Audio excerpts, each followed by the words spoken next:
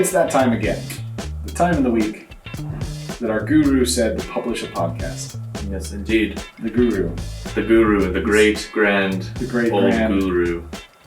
Yep. You know who you are, guru. You know who you are.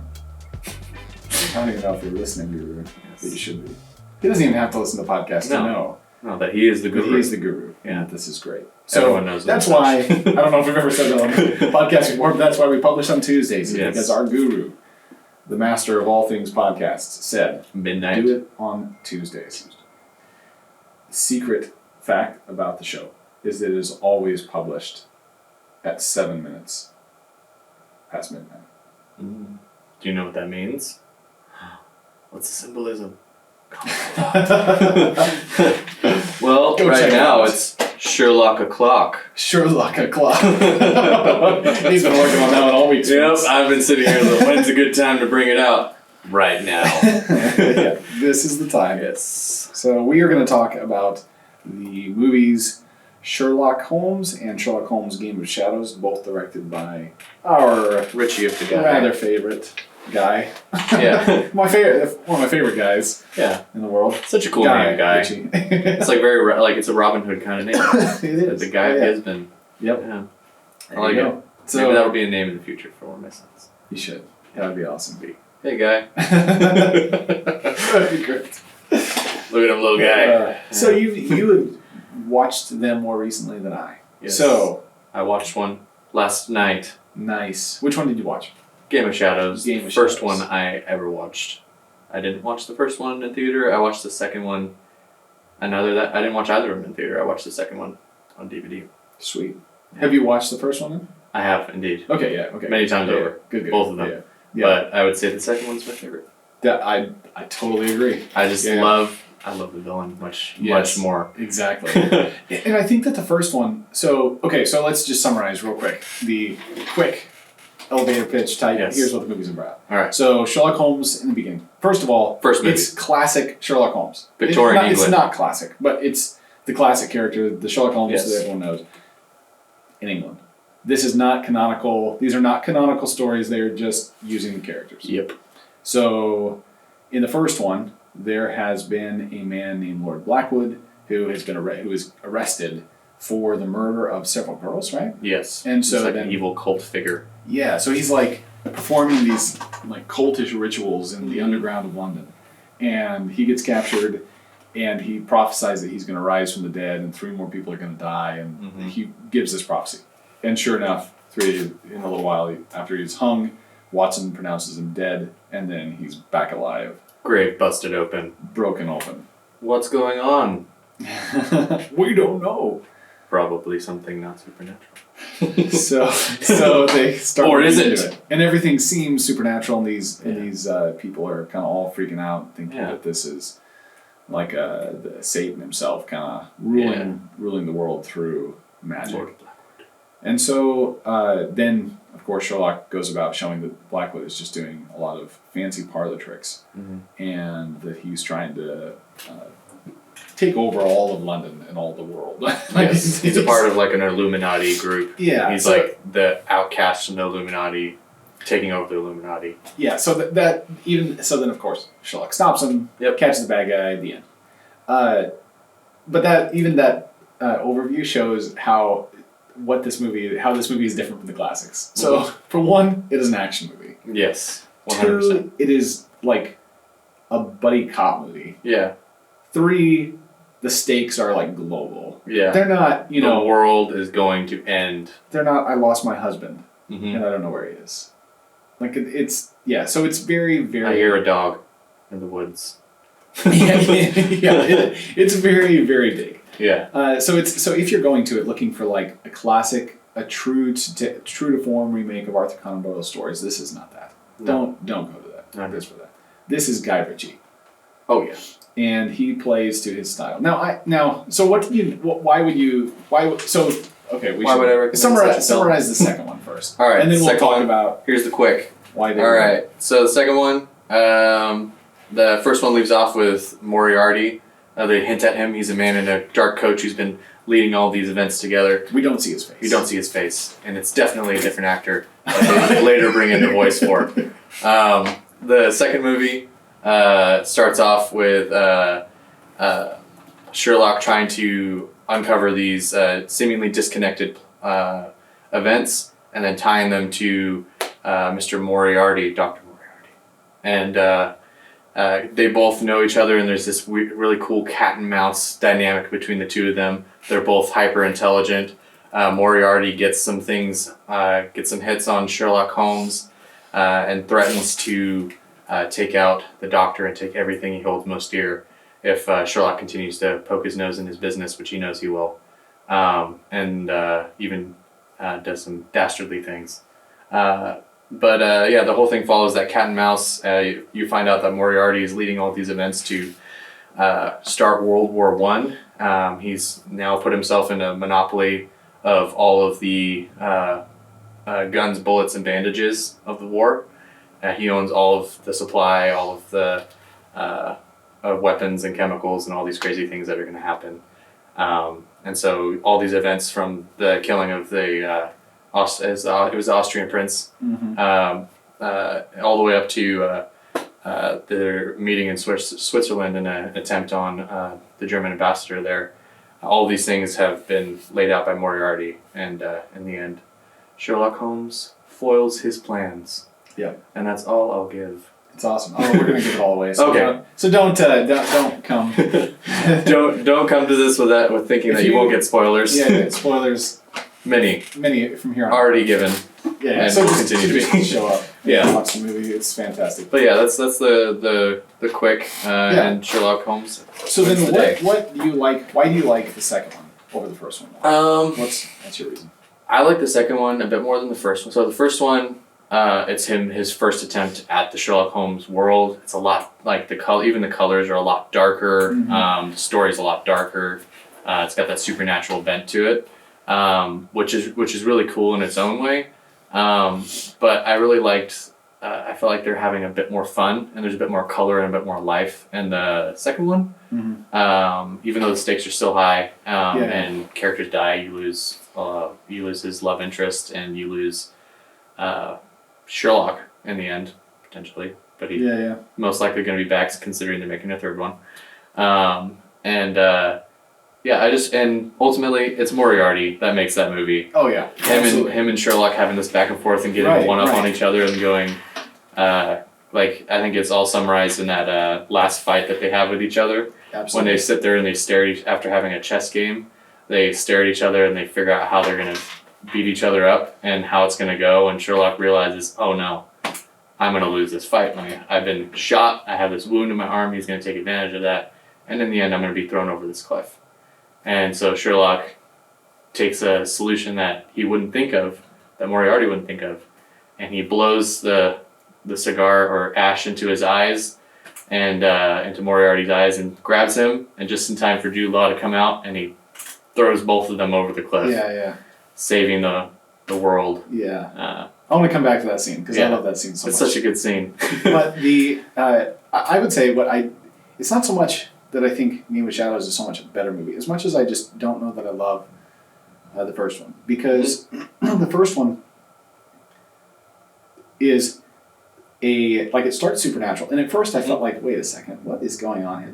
Are they going to totally take Holmes away from this? And this is like Holmes can't keep up in the supernatural world, which would actually be really interesting to me now. But then when I watched it as like a, 18-year-old kid, it just wasn't interesting to me. But so on one hand, they play with the supernatural, but then no, none of the supernatural actually matters, right? Yeah. So it's Holmes has always been a character of the modern age, right? Yeah. Who is all cause and effect. There's a term for that. Pragmatist? I just read it the other day and thought, man, that describes it. And now it's gone. Okay. There's a term for that kind of thinking. They're just like the whole world is like clockwork. Maybe that's what it is. Like the clockwork understanding of reality. Yeah. That basically, if we just understood how things worked, we could always create this perfect clock. We just put all the cogs in place and then it works great. Like in the same way we were talking about like the creative process last week. That the creative process you would think would be like putting all the clock together, and as long as everything is in place, then the whole film ticks on. But it doesn't. So Sherlock lived that kind of approach, and that's what he's looking at, the deductions. That there's no way that you having cheese on your, pant cuff means anything other than X. Yeah. And it's just like, well, that's not true. There's like infinite possibilities, and some of the some of his better deductions that like they portray in the books that Conan Doyle wrote actually like get to this kind of thing, and show that like he has to go beyond just casual observation. Right, there's more things that could have happened.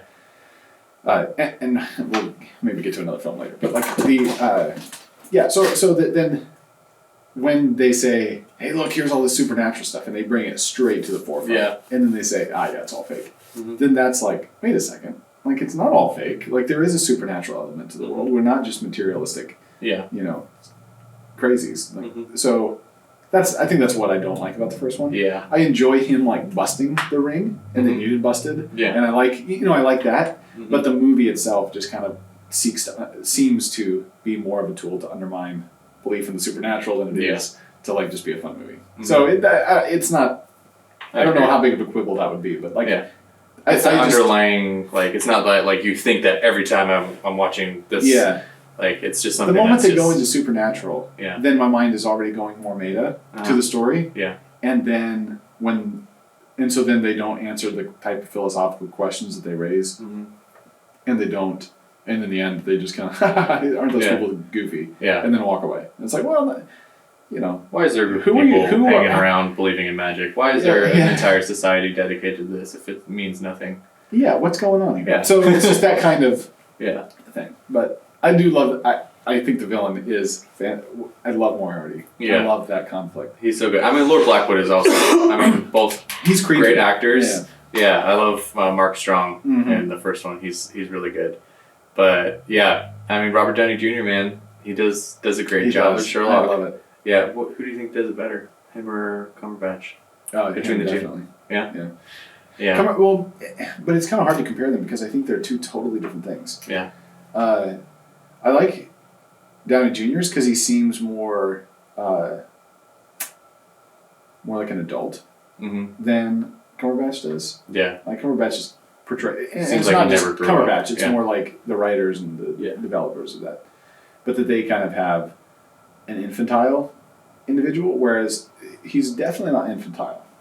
He's not like he's not a kid on the autism spectrum who never grew up, right? Like the Holmes of Conan Doyle's character. So if we're talking about just being true to the character, I think that this one does. This one is better at that. Yeah, that's what I appreciate about it too, is because Guy Ritchie has such a respect for Arthur Conan Doyle's works, like that. He started from that place. Like he loves Sherlock. And that's why he could make a movie that wasn't a Sherlock book. Like he made his own story within the world because he got it. Like he got kind of with his own twist, but he got what Sherlock was, who he was as a character, and knew he could play with that. And ultimately, so the only thing I would say there though is that he gets who he is. But he's definitely making an action movie, and Holmes is not an action star. Holmes is a star with his mind. So I think that's why I love to get back to our scene at the end. Yeah, is that is Holmes. Is the kind of chess playing, smart guy who works with his head, who's willing to put in the footwork on getting stuff done and getting data. But ultimately, it's his mind that sets him apart from other people. It's not that he's got jiu-jitsu skills or that he's got these what sets him apart is his faculty of observation and deduction. And that's what is on display. And that's why Moriarty in the books is an enemy, is because he's got that same play. Yeah. And to get back to like the exact structure of the scene. So throughout the films, you've had these moments where you hear the inner dialogue of Holmes thinking through what he sees and what he's about to do. Yeah. And so you have that throughout the whole film. And you've only ever heard him. And then they're in that moment. So what's happening is he's just checkmated Moriarty. Not just by checkmating. Yeah. They just stopped the assassination inside, and they foiled his plans. So, and he's stolen emptied all of his coffers. So Moriarty is ruined. Yeah. He's angry as all get out. Rageful. But, so Holmes is there in a sling, and he's wanting to light his pipe. But he obviously has an arm in a sling, so he can't. So he asks Moriarty to light it. Yeah. And so Moriarty's there lighting his pipe, and they're just Sherlock is staring doing at each other.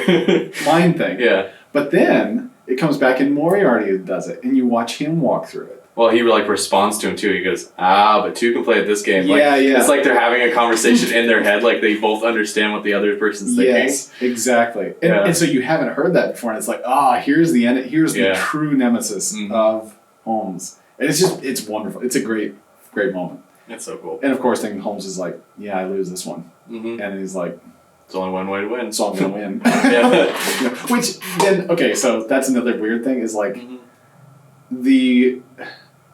I get the oxygen thing makes a like visual cue that he's alive.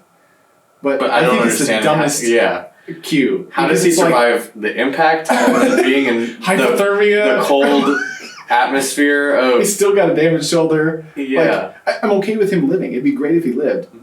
But it's not... Well, he does, because they show him living, and he takes this little oxygen tool that he had got from his brother and leaves it as a gift to... And he also types the question mark at the very end, because he's in the room doing his the question mark camouflage. of the end. So Watson is like chronicled the whole event, and he writes the end. And that's when Sherlock walks up and hits the question on the typewriter and leaves the package. Or no, the package has already come. No, because he goes... Because he sees the package and he goes like, "Who is the mailman that delivered this?" And like he walks out of the room, and then Sherlock's the camouflage is at the couch, and he takes his hat off and hits the end. Yeah. So it's great. So he's alive, but like the oxygen thing saved him. Like he needed way more than oxygen to like come out of that one. So I don't. It's one of those odd things, but it gets the point across, and you don't think about it till later. No. Yeah, that's what I think. I think he had a weird backwards like thing with how this movie got made, because like now I'm gonna go back to Batman.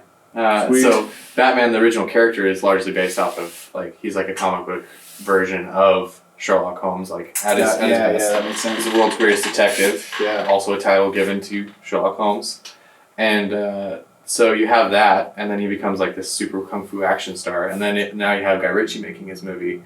It's almost like it's like kind of influence now who Sherlock is through like kind of that Batman thing. That's interesting, and that's why, So they're fun. They're fun movies. They're good. They're really good. They're Guy Ritchie, so they have all sorts of sweet. Like the experience of watching them is fun. Like, that's why I've watched them so many times. I say so many. I probably watched both of them half a dozen times, maybe more. And like. They're just fun to watch. There's this fight sequence where they're running from the munitions plant in the woods. Just and gorgeous. It is just the coolest.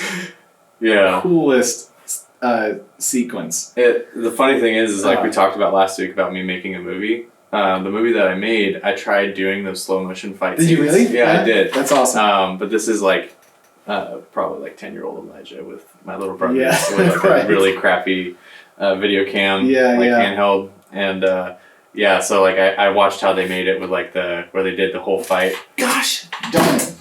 No, Curtis! We have that audio. We are using it. Okay. All right. Is this included in the podcast? This is gonna go right in the podcast. Okay. So, real talk, guys. folks. If you're on YouTube. We just looked over here, and maybe you've noticed this the entire time. The sound quality is terrible. The sound quality is terrible. We might not even use this. This is definitely going up on YouTube. It might not be a regular episode. 100%. But this button is not lit up, which means it's supposed to look like that, and it doesn't.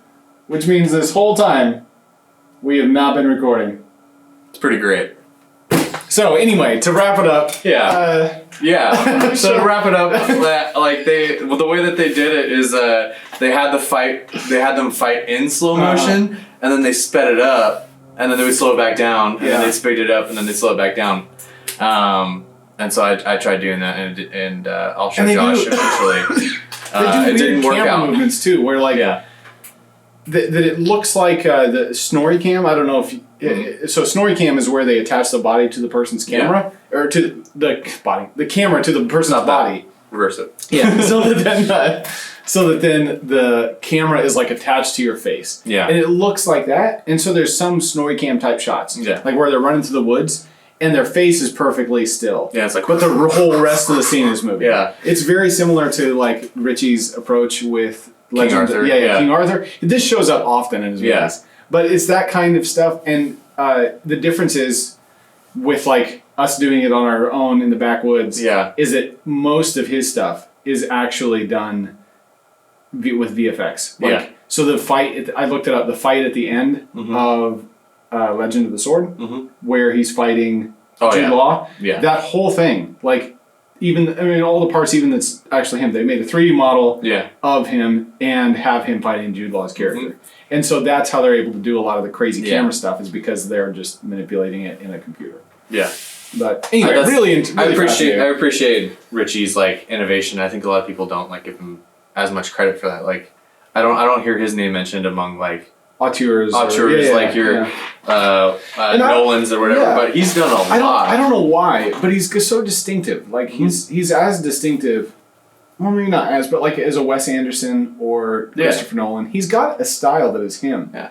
That shows up in all his movies. It's just more something that everyone can enjoy. Yeah, I think his movies are just so pop. Yeah. Like they're really for the average person, which is like, so I remember so the first movie did really well, which was great for the studio, obviously, and for Ritchie, but people didn't, like, it wasn't reviewed. None of his movies, none of those are reviewed very highly. I was looking at it. It was like 68% Rotten Tomatoes, even though it's not a good rating score. 68% Rotten Tomatoes for the first one, and then the other one was rotten. It was like 52 or something like that for Game of Shadows. Yeah. I was like, what? Really? Yeah, and so they're not really like, I don't know if it's just that they're not art films, and that's why he doesn't get that kind of credit, but yeah. Anyway.